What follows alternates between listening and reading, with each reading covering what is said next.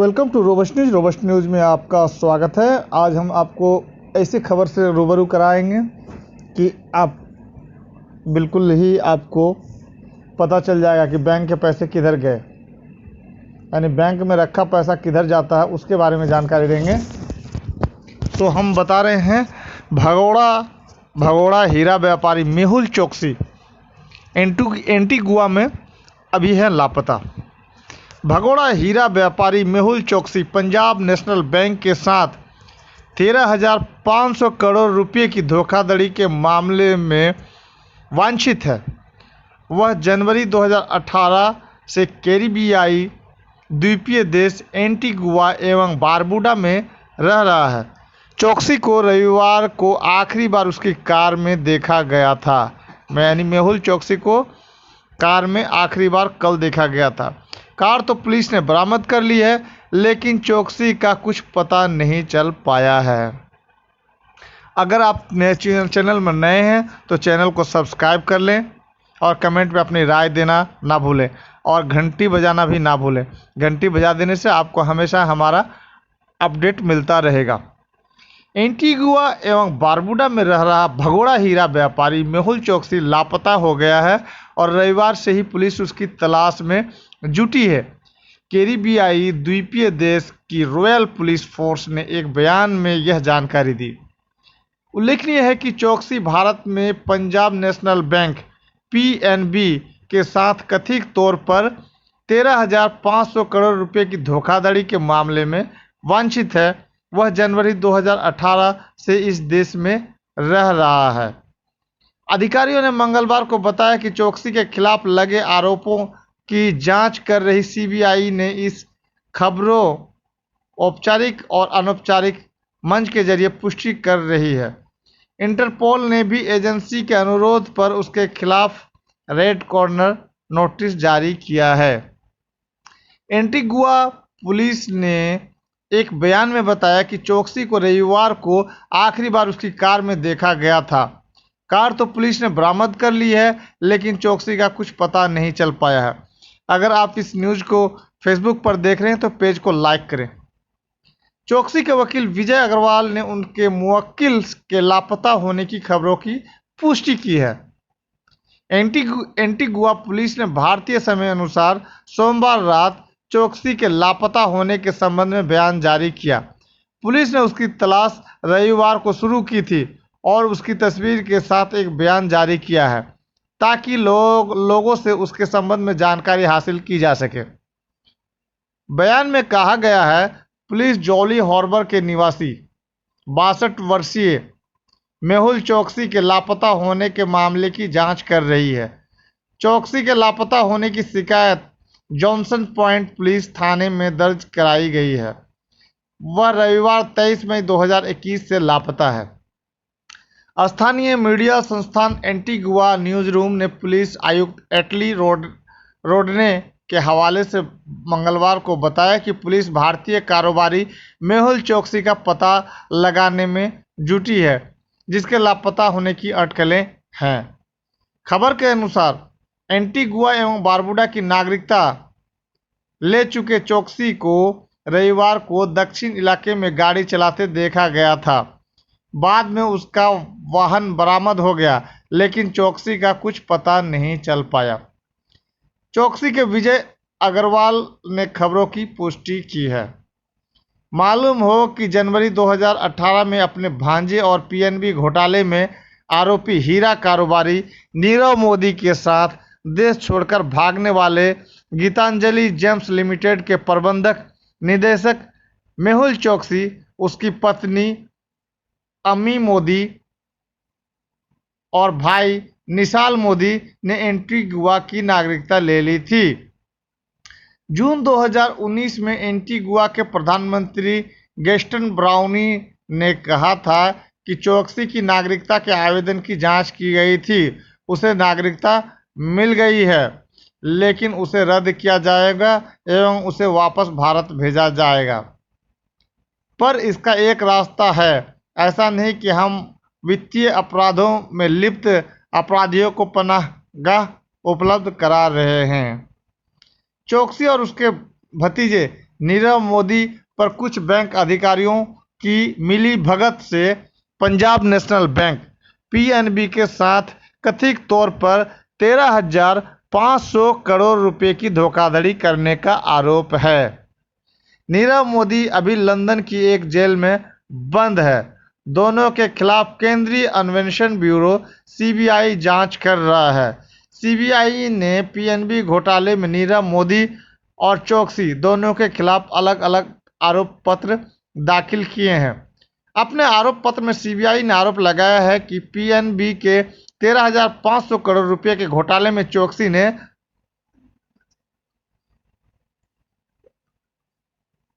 7,80,086 करोड़ रुपए की और नीरव मोदी ने 6,000 करोड़ रुपए की हेराफेरी की है।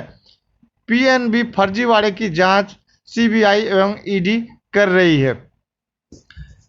खबर कैसी लगी? चैनल को सब्सक्राइब करें, कमेंट में अपनी राय दें। अगर ये मेहुल चोकसी के जगह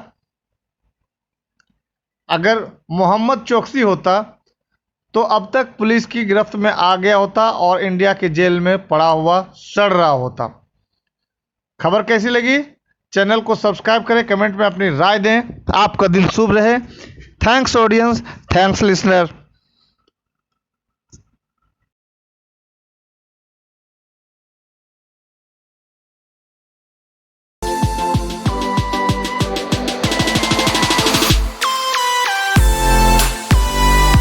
welcome to robust news. Robust news में आपका स्वागत है। हम आपको चलते हैं लेकर आज इजराइल और फिलिस्तीन, जहां पर आपको मिलेगा मस्जिद अक्सा। तो चलिए आज हम मस्जिद अक्सा आपको घुमाने लेकर चलते हैं। और इस अभी जो स्थिति है, इसके सबसे ज़्यादा जिम्मेदार इस अभी जो हाल की स्थिति है, आप लोगों तो न्यूज़ सुन कर पक गए होंगे कि यहाँ बहुत गोलीबारी चल रही है। तो इस सब की जो सबसे ज़्यादा जिम्मेदारी मुसलमान हुक्मरानों की बनती है। आवाम तो मुजाहरा और एहतजाज के सिवा क्या कर सकते हैं?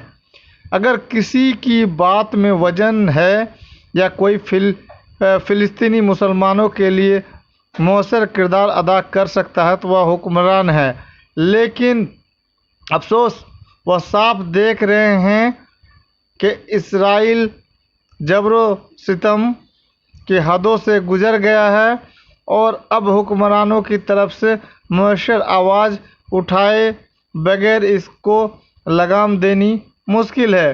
लेकिन इसके बावजूद वह अमेरिका के खौफ से इस बारे में कुछ नहीं कहते कि कहीं दुनिया के वाहिद सुपर पावर अपने पाले हुए जंगली सुअरों के खिलाफ बोलने पर नाराज होकर उनके इक़्तिदार के खिलाफ साजिशें ना शुरू कर दे। लेकिन कसम खुदाए बुजुर्ग व बरतर की, इस संगीन जुल्म पर खामोशी इतना सख्त गुनाह और खुदा ताला की ऐसी शदीद नाराज़गी का सबब है कि अमेरिका आपके इक़्तिदार का हामी हो या मुखालिफ, इस बेहसी के जुर्म पर कुदरत के गिरफ्त इस दुनिया में ही होकर रहेगी और अमेरिका की मुखालिफत से खुदा की पनाह पकड़ी जा सकती है। लेकिन अल्लाह ताला की नाराज़गी से बचने के लिए कोई जाए पनाह भी नहीं मिलेगी। इस वक्त मुस्लिम उम्मा ऐसे इंतशार यानी बिखराव का शिकार है और मुसलमान अवाम ऐसे बेबस हो चुके हैं कि इतने बड़े वाक़े पर चंद एक बयानात यानी कंडेम्स, इंग्लिश में कंडेम कहते हैं, और बयानात और मुतालबात के अलावा कोई काबिल जिक्र रद्द अमल सामने नहीं आया। दूसरी तरफ तमाम बड़ी बड़ी गैर मुस्लिम ताकतें इसराइल के साथ हैं और उसको इतना मजबूत कर चुकी हैं कि निहत्ते फ़िलिस्तीनी मुसलमान तो कोई अरब या गैर अरब मुल्क इसके ख़िलाफ़ कोई मजबूत कदम नहीं उठा सकता। सब मुज़ाकरात पर जोर देते हैं और उनकी कामयाबी की तमन्ना करते हैं, लेकिन आज तक इससे कबल दुनिया में किसी हकदार को इसका हक बातचीत से नहीं मिला। यहूद यानी जायोनिस्ट जैसी मक्कार कौम मुसलमानों को अगर इनका हक जुबानी कलामी कोशिश से दे दे तो इसराइल के क़याम की ज़रूरत ही क्या थी। फ़िलिस्तीनी मुसलमानों ने तो हिम्मत नहीं हारी। वह जदीद तरीन असलहे का मुकाबला गुलेल से कर गुजरे, और एक हथियार उनके पास ऐसा है जो इस वक्त काम देता है जब सारे हथियार नाकाम हो जाए, यानी फिदाई हमला। सवाल इस वक्त फिदाई हमले उनका सबसे बड़ा हथियार हैं। मस्जिद अक्सा अगर वह वापस नहीं ले सकते तो इसके लिए जान तो दे सकते हैं, सो वह दे रहे हैं। लेकिन फ़िलिस्तीन से बाहर दुनिया भर के मुसलमानों के लिए सोचने का मुकाम यह है कि सूरत हाल यही रही तो अंजाम गुलिस्ता क्या होगा।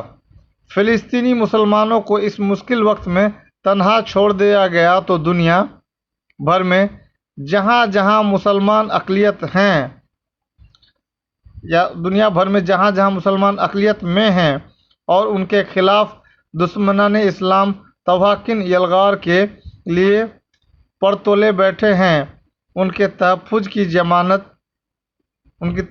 क्या ज़मानत रह जाएगी। ए अय्यूबी के फ़र्जंद, काश आज कोई सुल्तान सलाहुद्दीन अय्यूबी नहीं जो तारीख़ का रुख मोड़ सके, लेकिन इसकी वजह यह नहीं कि मुस्लिम उम्मा बांझ हो चुकी है। आज भी सुल्तान सलाहुद्दीन अय्यूबी के जानशीन पैदा हो सकते हैं, लेकिन इसके लिए ज़रूरी है कि मुस्लिम नौजवानों में लहू लाभ को रिवाज देने की बजाय मकासद आलिया के हसूल की फ़िक्र पैदा की जाए। उन्हें फ़स्क़ व फ़जूर के रुझानात से बचाकर जिहाद के ज़ौक़ और शहादत के शौक़ से आशना किया जाए। इनमें फहाशी व बेराह रुई के जरासीम की फैलाव की रोकथाम करके ऐशार व तक़वा का जोहर पैदा किया जाए। बाखुदा आज अय्यूबी के कितने फ़र्जंद हैं जो इसके जानशीन बन सकते हैं, लेकिन इन्हें मुर्दार दुनिया का तालिब और ऐश परस्ती का दिलदाह बना दिया गया है। कितने ही मुस्लिम नौजवान ऐसे हैं जो अपने वक्त और सलाहियतों को सही मशरूफ़ में इस्तेमाल करें तो मस्जिद अक्सा की जन्नत गुमगश्ता मुसलमानों को वापस दिला सकते हैं, लेकिन इन्हें इज्जत व शहादत के रास्ते से हटाकर बेमकसद खेल तफरी और फजूल मशगूलियात में लगा दिया गया है। ए अय्यूबी के फ़र्जंद, अपने मकाम और जिम्मेदारियों को पहचानो। मस्जिद अक्सा की सोगवार फ़ज़ा से आने वाली सदाओं को सुनो और बदबख्त यहूदी जायनिस्ट को उनके आखिरी अंजाम तक पहुंचाने के लिए कमरबस्ता हो जाओ, वरना जैसे यह दुनिया हम पर तंग कर दी गई है, कल कब्र भी ऐसी तंग न हो जाए कि ज़मीन हमारे लाशों को कबूल करने से इनकार कर दे। ए मस्जिद अक्सा, तुझे इज्जत बख्शने वाले की कसम, तेरे बेटे तुझे व गुजार कराने के लिए जान की बाजी लगा कर रहेंगे।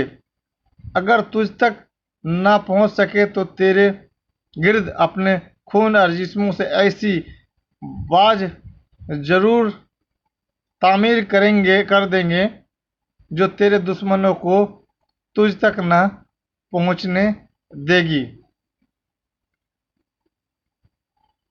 रोए ज़मीन पर आज सबसे बड़ा जुल्म फ़लस्तीन में हो रहा है।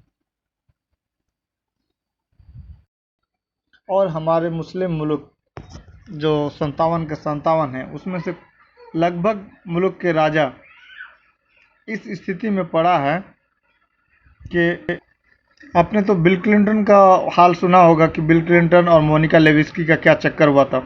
तो मोनिका लेविस्की भी एक जायोनिस्ट थी और जायोनिस्ट होने के वजह से उसने बिल क्लिंटन का इतना बिल बना दिया कि उसको कंगाल कर दिया और राष्ट्रपति के पद से भी उसको हटना पड़ गया। वैसे ही लगभग जितने भी मुस्लिम देश के राजा हैं उसका कुछ न कुछ पॉइंट जो है ना वो यहूदी जायोनिस्ट लड़कियां वीडियो बना के रखी हुई है।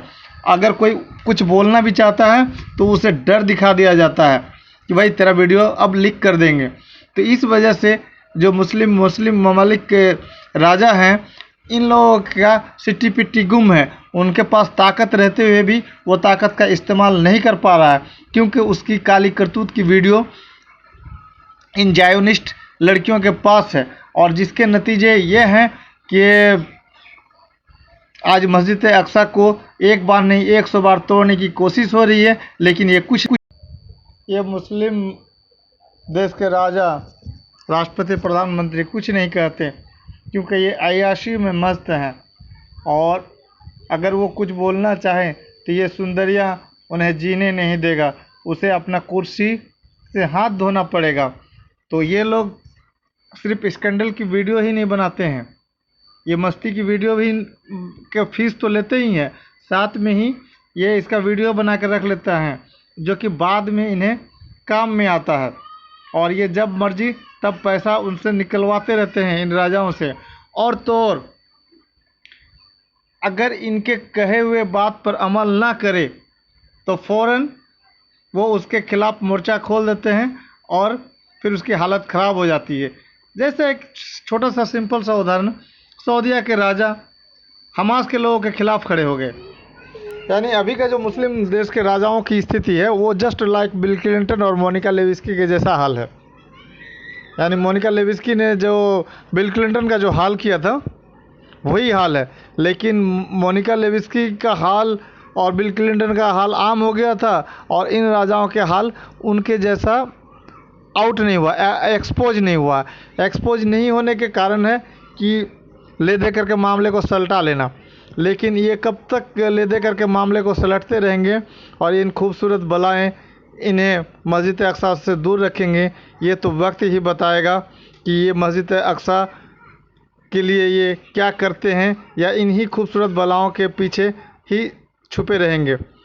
तो ये जो जायोनिस्ट हैं और जायोनिस्ट की ये जो मुसीबतें हैं ये इन्हें गिरफ्त से आज़ाद ही होने नहीं दे रहा है, जिस वजह से मस्जिद अक्सा के लिए किसी मुस्लिम राजाओं का, प्रधानमंत्री, राष्ट्रपति का ध्यान नहीं जाता। चैनल पर बने रहेंगे, आपको अपडेट देते रहेंगे।